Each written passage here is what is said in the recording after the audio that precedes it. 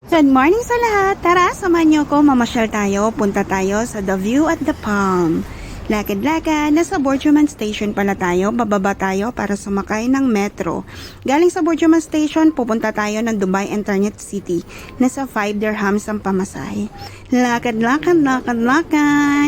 Magantay lang tayo ng 1 to 2 minutes, andyan na sa metro.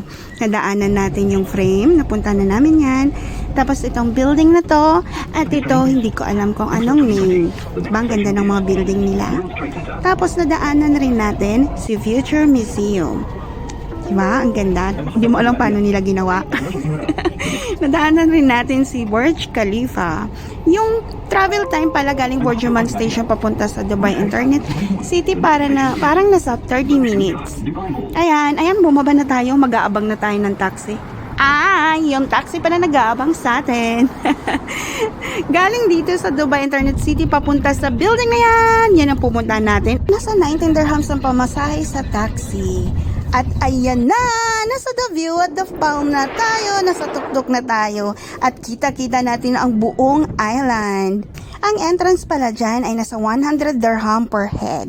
At alam nyo ba, ang island na yan ay man-made? Diba, ang ganda, super, mag-e-enjoy ka talaga. Yan lang po, sana nag-enjoy kayo, bye!